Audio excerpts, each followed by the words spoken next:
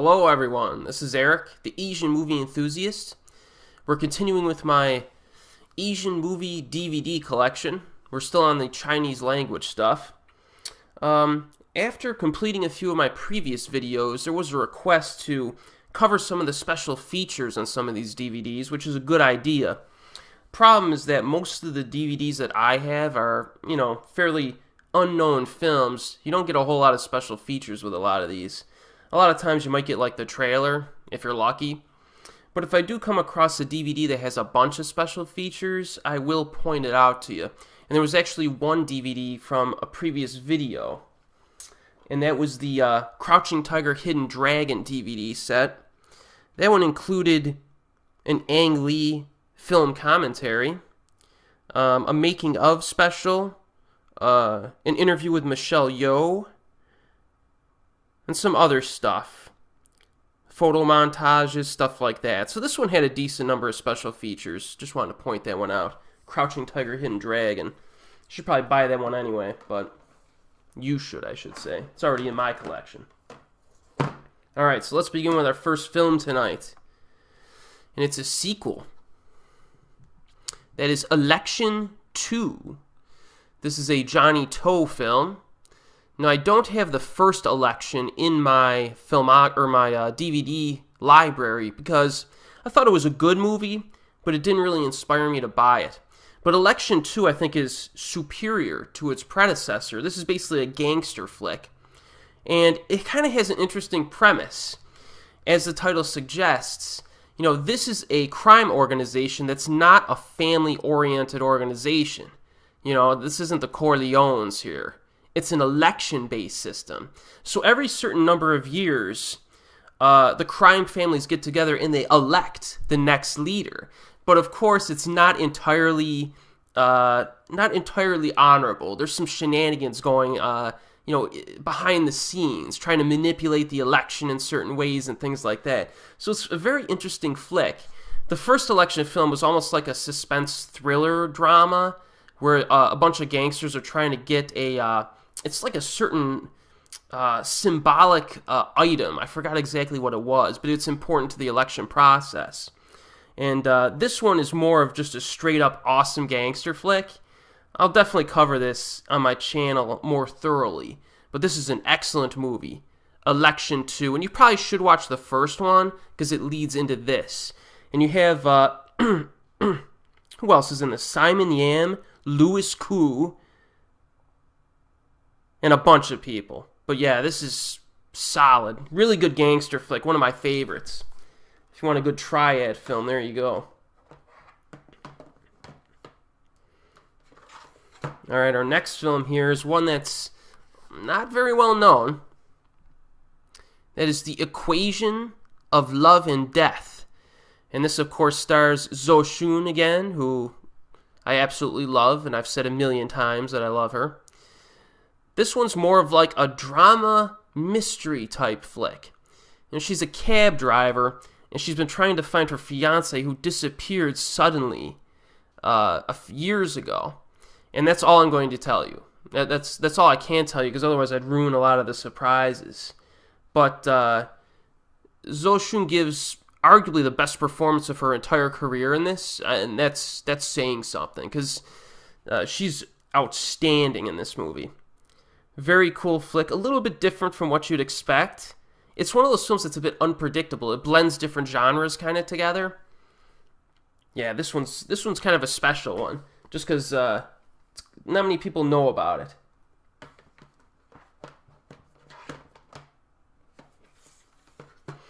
Alright, we have another Johnny To film.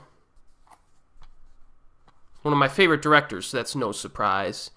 This is Exiled. It's one of his most highly acclaimed and popular films. Again, it's a gangster film, but it's very different from Election 2. Election 2 is more of a gangster drama. Exiled is more of a gangster action flick. And if you're not convinced within the opening 15 minutes you're going to like this movie, you're not going to be convinced. It starts off, there's basically these hitmen who come together. They're buddies, and one of their former buddies, he's still kind of a buddy. They basically have a contract out for him, and yet they have to make a decision early in the film. Are you going to redeem this contract, or you're going to go against your contractor. And this is just outstanding. It has some awesome, like, I guess what some people call them is Mexican standoffs, where you'll have a bunch of people in a room, and tensions rise, and someone's going to pull their gun, you know what I mean? And you don't know who it is or when it's going to happen. And a lot of slow-mo awesomeness in this one. This is how you do slow motion in a gunplay movie. And some of the shootouts, especially the last one, is just phenomenal. So this is a really good flick. It's got some good character interaction in it. A lot of good character interaction. So Election, an essential Johnny To movie. It's a good one to start with if you're not familiar with Johnny To. And I also have, of course, the Region 3 DVD of it as well, which, well, I'll just show it to you there. So I got both of those. All right, now we're moving back. We're moving back to Ho-cheung Pang again. It's a Johnny To and Ho-cheung Pang fest in this DVD set, but that's okay because they're both awesome. Again, this is another one not a whole lot of people know about, Exodus. So this one has a very odd plot to it, a very odd premise. You know, it's almost like you have this ordinary dude, and he becomes suspicious that the women on the planet are conspiring to murder all of the men. So that's kind of the premise of it, as the front picture kind of lends you to believe. And that's all I'll say, because it's not as, I guess, crazy as you might expect with that premise. It's a very low-key film. It focuses a lot on the paranoia of the lead character, but, you know, it's something that could still be true in the world that this movie creates. So Exodus is an interesting film. I don't think it's one of Ho-cheung Pang's best. I only saw it one time. I did think it had some pacing issues, but very interesting film. I enjoyed it. All right, these next two should be familiar to you because I've covered them on my Asian horror playlist. And first one, of course, is The Eye from the Pang brothers. You know, it's a horror flick. If you want my thoughts on this, I think this was a 2002 film, if I remember correctly. So check out the Asian horror playlist from 2002. Again, not a whole lot of special features on these. Even for a popular film like this is probably the most popular Hong Kong horror film of all time. One of them. And then don't even have many special features on here. It's funny, sometimes you look at the special features. Special feature, widescreen, surround sound. Those aren't special features, dude. You should have those all the time. You get the trailer. That's about it, really. Well, they have a making of video on this one, but I'm sure it's based on the other specials features they're showing, and it's probably real short and not particularly interesting. But the movie is interesting, and I definitely recommend it. And since we're kind of in alphabetical order, you could probably guess the next one here. The Eye 2, of course. And of course, Angelica Lee was the lead actress in the first one. This one has Shu Qi. And The Eye 2 is, I think, almost as good as the first one. It definitely does a good job of taking a different angle and not just doing the same thing twice. Again, this one I think was a 2004 flick, so check out my Asian horror review for the year 2004. That video, and you'll get my thoughts on this one. A little bit different, has some interesting concepts to it. Yeah, The Eye 2, The Pang Brothers, The Dead Reborn. Yes, that's the tagline. Alright, now we got some action flicks here. Can you tell my DVD library really focuses a lot on horror and action? It just seems to be the movies that I like to rewatch the most. So this one is one I think is unknown and very underappreciated. Fatal Contact, starring Wu Jing. Now, this was the year after Killzone came out, and Wu Jing kind of leapt back into the spotlight. He was the main bad guy assassin in that film, and he was outstanding. So we got a few flicks where he got to headline soon after, and this is one of his best, I think. You know, it's about real generic premise, like underground kickboxing tournaments and stuff, but the action in this is really solid. One of my favorite fights in this one is with, oh, come on. Andy On. I remembered his name. Andy On. A very underappreciated, like, supporting actor. He's one of the bad guys who shows up during one of the fights. And the fight between Wu Jing and Andy On in this is just fantastic. The choreography is real precise and fast. Now, this Fatal Contact has more dramatic weight, I think, than most people give it credit for. There are a few scenes in this that are actually kind of shocking and really surprised me. So, this is a good flick. It's a little bit hard to sit through at times because it's a little bit disturbing, I guess you could say, but it is quite a great actioner, I think. Fatal Contact. A lot of fatals coming up. A lot of movies with the name fatal, or the word fatal in it. Now this one here, Fatal Move. You can see Simon Yam, Sammo Hung, and then Wu Jing is also in this. And this one's not as good as Fatal Contact. It's got, it feels more, it's a typical gangster flick. It feels a bit more, a slight cheesiness to it maybe. It doesn't have the seriousness factor. Although, there is a lot of action, a lot of good quality action in this. And it does get pretty violent. But it's lacking in some of the dramatic chops that Fatal Contact had. But this is definitely worth a watch. I enjoyed it. This was a blind buy that I was kind of happy about. Although I haven't rewatched it in a while. Fatal Move. No special features for you. Sorry. Alright. So our next one here is another Moon Lee flick. Surprise, surprise, right? Fatal Termination. I mean, what other type of termination is there other than fatal? I don't know. Seems kind of redundant. But this is another good flick. Moon Lee is a cop, of course. She's trying to take down some bad guys. You got Simon Yam in it. A few other people. And let me check my notes with this one. Let me see if there's anything particularly memorable that I'm missing. Well, I know there was one thing about it that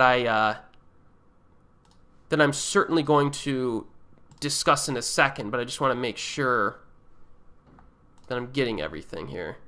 Fatal Termination.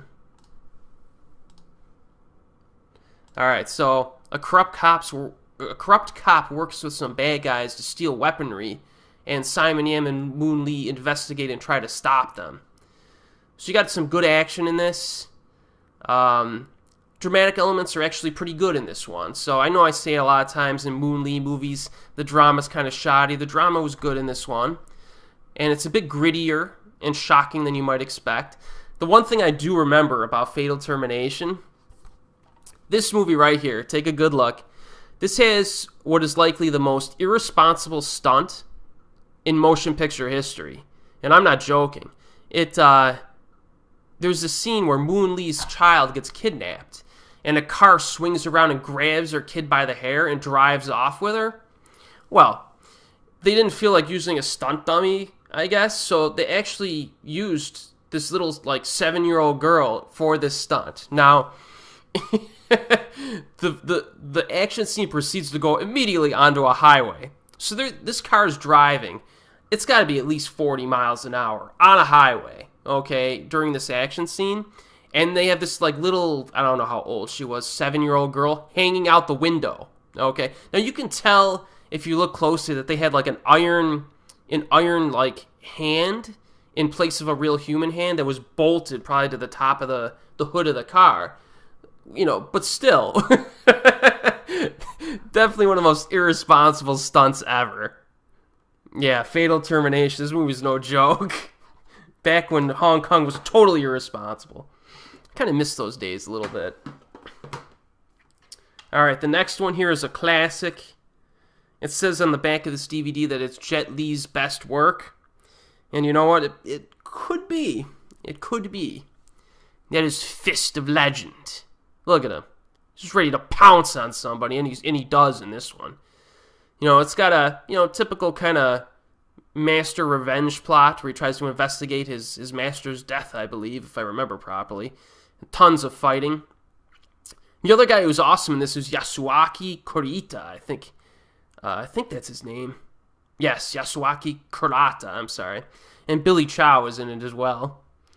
Now, the action in this one is just fantastic. This is up there, I think, with Drunken Master 2. They both came out the same year, actually. Or close to the same year. Now, this one does have special features to it. You got feature-length commentary with a Hong Kong cinema expert, Bay Logan. You have an exclusive interview with the director. Some other interviews. Oh, you got one with Yasuaki Kurata. I didn't even look at some of these special features. I should watch them. Yeah, deleted scenes. So this one's got a good amount of special features to it. That's a Dragon Dynasty release. It's a 2-disc set. So yeah, this is a good pickup. If you're a fan of martial arts, man, you have to watch it. Fist of Legend is a newer classic. And then, of course, as usual, I have, different releases. I had this other release, which was a little bit before that one, before the special edition came out. And we continue. We continue with the action. This one's got kind of a weird case to it. This is Flashpoint with Donnie Yen and Louis Koo. Now this one has like a slip-out thing. This is the only DVD I have that's like this. I kind of like it though. Kind of slip this out, then you slide the DVD out. And it's got like, this one does have a special features disc to it. But I don't think it's subtitled.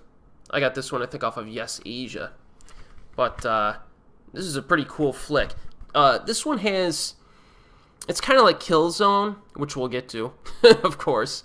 It has a little bit of drama to it, tries to establish the conflicts, and it's pretty successful at it. It's not a great drama, but when the action hits, this movie has one of the best final fights of the last, 20 years. I mean, it just goes on, and it's fantastic. It's like a shootout that transitions to, a martial arts fight. It's great. Great stuff. This is worth watching for just the ending alone, the final fight alone.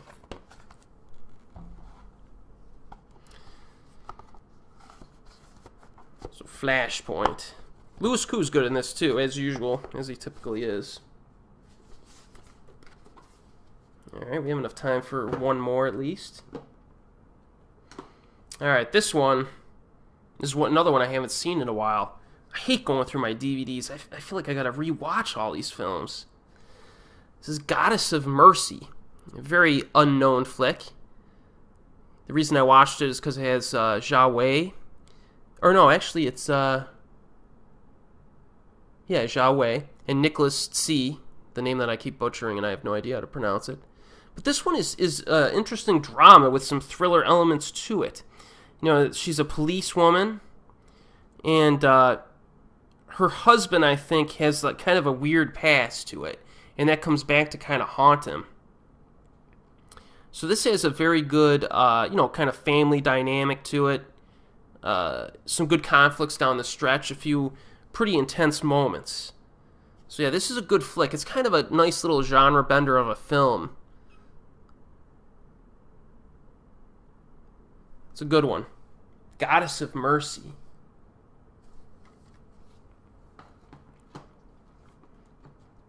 Alright, I think I'll hold off then for tonight. And, so that's another part of my Chinese language movie collection. We're starting to make some progress, but I think this is actually going to be more like a 10-part video. And then we got to move on to the South Korean movie collection, which will probably be almost as long. And then the Japanese movie collection, which is going to be twice as long. So this is going to take a while. But I hope you're enjoying these, and I'll see you next time.